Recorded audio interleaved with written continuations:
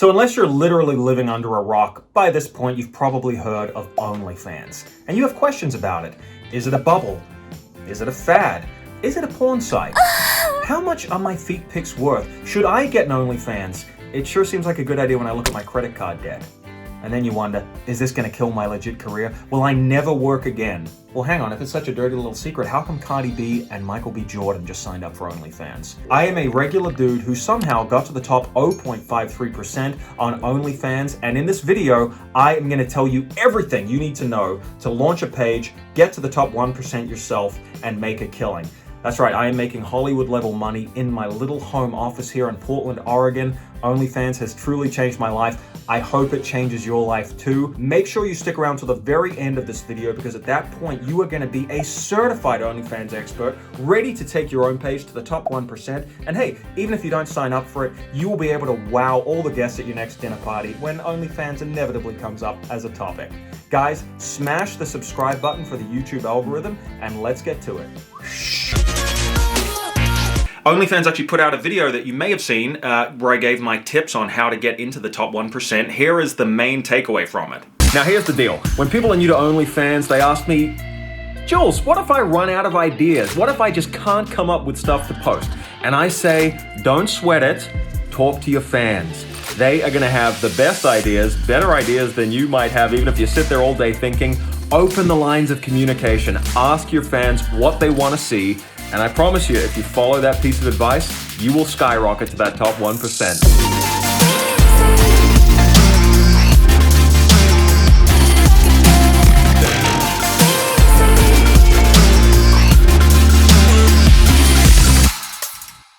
Now, I know what you're thinking. That was super obvious. That was kind of like someone saying you should take 80% of your money and invest it into a Roth and make sure that you're diversified across growth stock mutual funds and only spend 20% on crypto.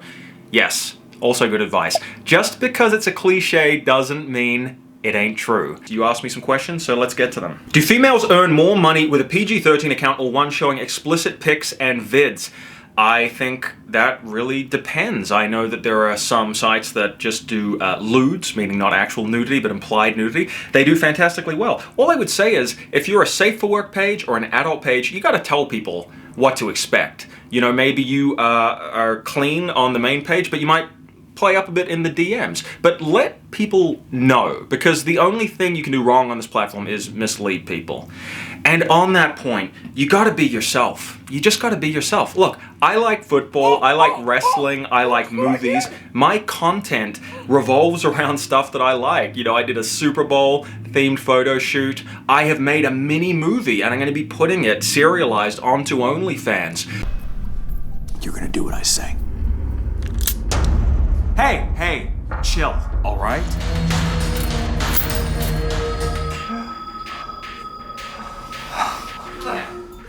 Shit. People who follow me and interact with me, like, they know this is the real me. You cannot keep up a facade for 9 months when you're messaging people every day. So, to me, the only crime is not being yourself. Man, I'm getting all fired up. I gotta take this off. I'm getting heated up out here, people. Don't put yourself in a box or label yourself in some way that's disparaging. Oh, I'm just this, you know, I'm not that. You know how big the internet is? There are people out there who love anything you can think of. And whatever you are freaking beautiful to someone. So be yourself. It is the surest way to success. Do not try to be somebody else. It just doesn't work and you will burn out. Which brings me to my next question. People talk about burnout being a real thing on OnlyFans. I don't get it. It doesn't seem like a very hard job. Look, very fair point, and I would have thought the same thing. Here is the reality of it, though. Let's say you have a site where you tell people, hey, I am going to message you every day. I'm available in the DMs. Let's chat. Fair enough. They're paying $15 a month. They want to chat to you for 10 minutes a day.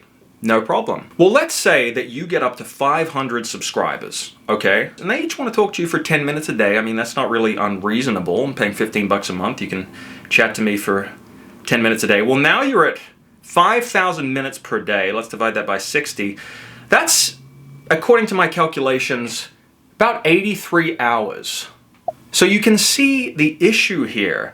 Even giving people a couple of minutes of your time, that does become labor intensive when you stack it up multiple times over. Now look, obviously not everybody is going to expect that much of your time, but you have to be prepared. It can be a real task to get through your DMs every single day. However, if you are being yourself, if you have real rapport with people and you take an interest in their lives, it is easy. And I really mean that. You know, I check my DMs every day. Sometimes there's dozens, and whenever I see that, I just say, how lucky am I that people want to talk to me, that they're interested in my work and my content.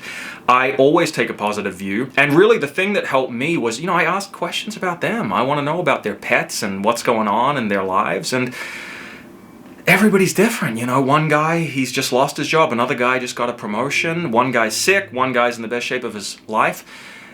It's a lot to keep up with, but when you actually develop that rapport and conversation, it gets so much easier, and people open up about the kind of content they want to see from you, and that is really critical. If you're going to deliver content that people love and they keep coming back for, you got to hit their sweet spot, and when you get people talking, they'll be more likely to share with you. So I am big on conversating, but I'm a people person. I actually enjoy it. You know, if I didn't enjoy it, I would have dropped out of this a long time ago. Like, if you don't enjoy talking to people and getting to know people, don't make chatting a part of your platform. I would say have a free account, and if people want to DM you, charge them for that. But like I said, this all comes back to being true to yourself and what you feel you can handle.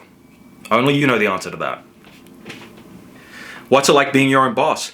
Well, it's a dream come true. I have a manifestation board and it says, you are your own boss. Here's the thing though.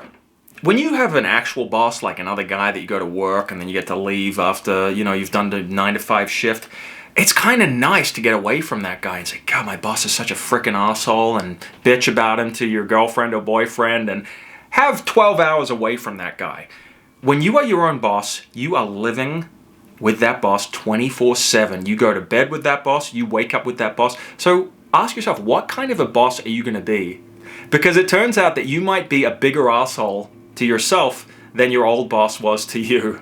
If you're a driven person, if you're very ambitious, you might find that you are a tyrannical boss and you are on your own back constantly and you never let yourself have a break, and you can really burn out that way. So I honestly recommend doing, you know, positive self-affirmations and meditating just to help you get some distance from that voice in your head that's always whipping. We all need a bit of drive to get us going forward and get traction, but not to the point where we're being cruel to ourselves. And, you know, if I didn't back off sometimes and get a good night's sleep, or just have a day where I sit on the couch binging wrestling and don't do anything, I would have dropped out of this game, because it is a grind. It is a lot of work to constantly produce content for multiple platforms. So I'm trying to be a nicer boss to myself. Really invest in self-care. Otherwise, you'll find that you are the meanest boss that you've ever had, and being your own boss is not such a dream come true. So look after yourself. Be a nice boss. Don't be a jerk boss. All right, we got some more questions here. How do you draw a line when people want to see more or harass you if that happens? Yeah, I mean, it does happen, and I've said this before in another video, which you should check out, by the way. I did a video about OnlyFans that people found really helpful if they're getting started, so I'm going to put a link below to that. Just be nice to them. You know, I never am going to get into a fight. I mean, what people are going to do is they're going to tell you what they want. You know, I had one guy say, well, I thought that there'd be nudity on the page, so I'm very disappointed in you, and, you know, like, I wish I'd known that when I signed up. And I just said, yeah, I can completely understand that. That must be disappointing. I validated it. I didn't try to get into an argument. And I kind of left it there. You know, the people that are going to quibble with you are not going to pay a lot of money for your content. They're not interested in a relationship with you. If people can't be polite and respectable, they ain't worth your time. And there is a block feature. Use it if someone harasses you. That is what it is there for. Definitely don't put up with harassment or abuse. Nobody got time for that. Would you have gone into OnlyFans if we weren't in a pandemic? Well, yeah, I think so. Because I was like reaching a breaking point where I just wanted some way to make money off my content, where I wasn't waiting for a casting agent to say yes, or waiting for my distributor to give me some money from a film that took me years to make. And then Sierra Lynch, she said, try out OnlyFans, do a fitness page. I don't know. It was totally life-changing. I think I would have, even if there was no pandemic. I think the pandemic has just accelerated a pathway that society was already on towards being more virtual, towards creators monetizing their own content and selling it directly to the consumer. I think the pandemic has just kind of put that into warp speed, but I think these were trends that were already happening. And here's the thing, it's kind of a once-in-a-lifetime opportunity. This is a bit of a perfect storm. Like, you have this explosive growth of platforms where creators can monetize their own content. You also have a stock market that's very volatile. You have new worlds opening up, like the world of cryptocurrencies, which are a gamble. They are unpredictable, but they have a massive potential, massive volatility. I mean, you are seeing people who are making money on OnlyFans, putting into crypto and becoming millionaires. Now, I'm not saying you should do that. I'm just saying, if you open your eyes, you kind of go, holy crap, this is a once-in-a-lifetime confluence of factors.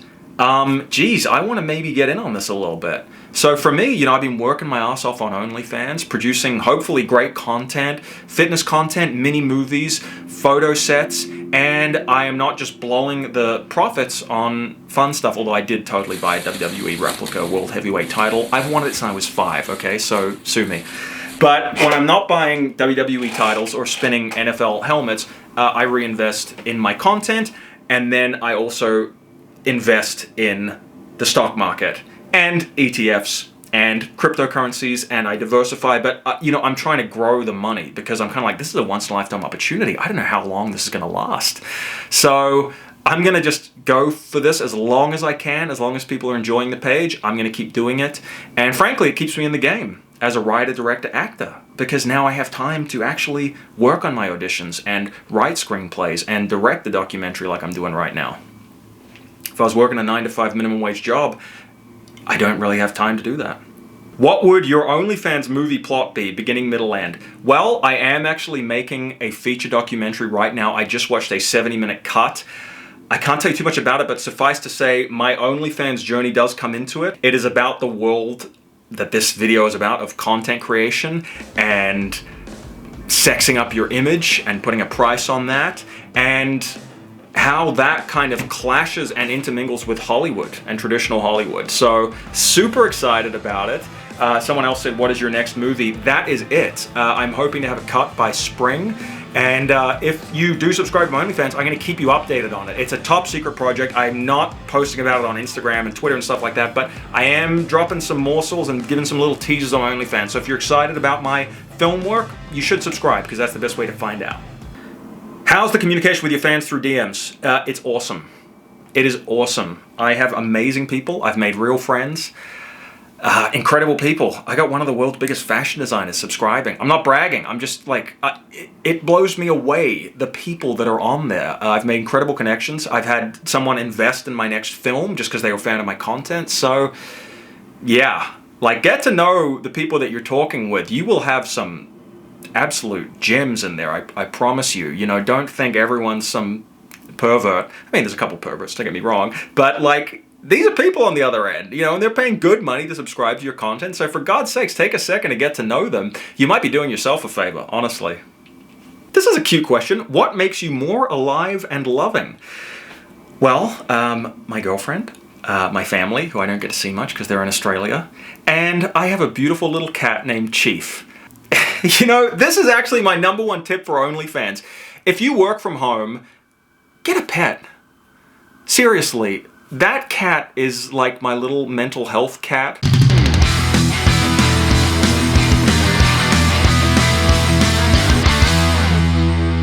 I feed him and cuddle him throughout the day. I stop and just hug him for like 10 or 15 minutes.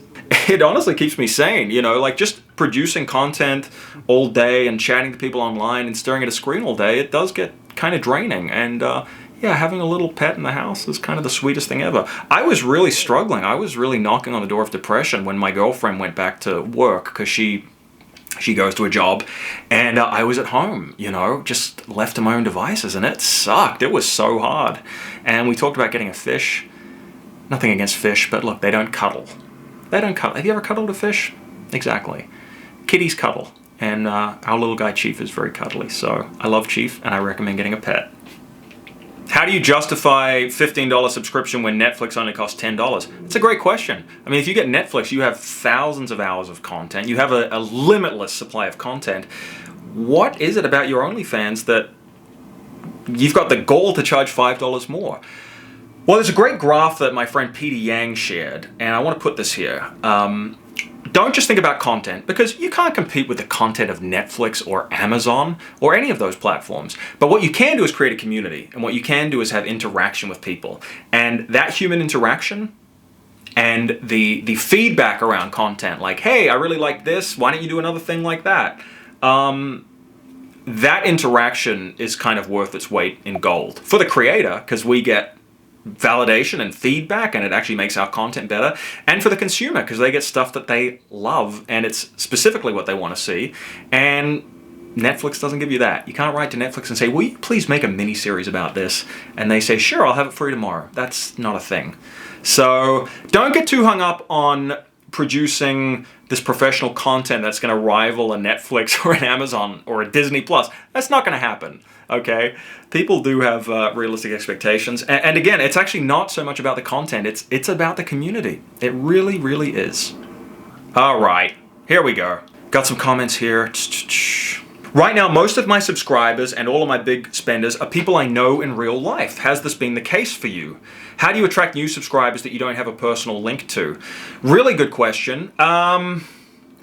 No, I mean, not for me. Initially, it was people from Instagram or Facebook, and they'd followed me for years. So, you know, there was a connection, but they weren't like friends in my day-to-day life. But this is one of the reasons that I am making a YouTube video right now. I mean, here's the deal. In the past year, I've made $0 on YouTube, and I've, you know, made a ridiculous amount of money on OnlyFans. Why am I doing YouTube videos? Well, because you still need to reach a mainstream audience, and you still need to engage with new people and make them fans of your work. So, you know, I would say, like, even if you're doing well on OnlyFans, don't give up on Instagram, Twitter, or YouTube. Keep putting your stuff out there into the world, because that is a funnel for new people who want to get to know you more and see more of your content. Yeah, I mean, I honestly think my answer to that is I just try to keep making good content on those other platforms, Instagram, Twitter, TikTok, you know, whatever it is. That's how new people can discover you, because the thing with OnlyFans is it is kind of closed off. You know, it's behind a paywall. People are subscribing and then they get in, but it's hard to promote that to new people. But look, your subscribers on OnlyFans will understand, even though they're paying money to get behind the paywall, if you occasionally take a post, you know, like 1 in 10 or something, and put it on Twitter as an example of what you can find on your OnlyFans, people understand that. People know that you have to promote your work a little bit to get more subscribers. So, I mean, I think that's the best way to do it. Hey, if you did a photo set of 10 photos, your subs are going to understand if you put one of them on Twitter. Also, try running promotions through OnlyFans. I'll show you how to do it. That's brilliant. That really works. And I like doing it around the holidays. You know, I like doing a Black Friday special, or I did a Valentine's Day special. People are used to getting deals on those days, so I really think that's a good one. Should you respond to people's messages or make them tip you first? Again, that's a decision for you. If you don't, here's like the real no BS answer. If you don't like talking to people, make them tip you, because you will so burn out. If you're having 100 conversations and you're not really a people person or a conversationalist, why the hell would you put yourself through that? If you're like me, however, and you do enjoy that, I think that's a good way to go. But you got to be true to yourself. How many times should you post a day when you start out? Should this change as you grow? I mean, I think you should probably aim for like a post every day when you're starting out. It could be a photo. Maybe the next day it's a poll, you know? I've done some very, very cheeky, fun polls. Here's an example of one. So yeah, you know, don't think you've got to put out like a 5-minute video every day, but I think get going once a day as you grow a bit, maybe 3 times a week. And again, you know, there's a long-term game in this. Like, I have seen people who come on OnlyFans, they make 30 grand a month, they do it for 3 months, and they're so burned out they give up. Right? And I look at it like, well, no, I'm going to do this maybe for a few years and make more money than that, not in 3 months, but over time, and not burn out. So I'm trying to just stay in the game. And part of that is, you know, communicating with your audience. Like, they know I'm an actor and a director. So sometimes I tell them, hey guys, oh my God, I booked a job. I'm going to shoot for 2 days. So it's going to be quiet on here. And don't be scared of that. Like, if they are fans of yours, they will be so thrilled that you're working and having success. So just be open and communicative. Look, I get paranoid. I'm worried if I don't post every day, like they're going to forget about me. But honestly, anytime I've had another job in acting or directing or something and I just tell them, everyone is like, dude, that's awesome. Take as long as you need. You know, we want to see you succeed. We know you have other jobs and a life outside OnlyFans. So they're always kind of like, thank you for telling us, and go do your thing, you know? So just be super honest. All right, guys, if you want some more tips on OnlyFans, make sure you check out this video. It has a ton more content that's going to help you grow and reach the top 1%. Leave a question below, and I will get back to you. Take care, guys.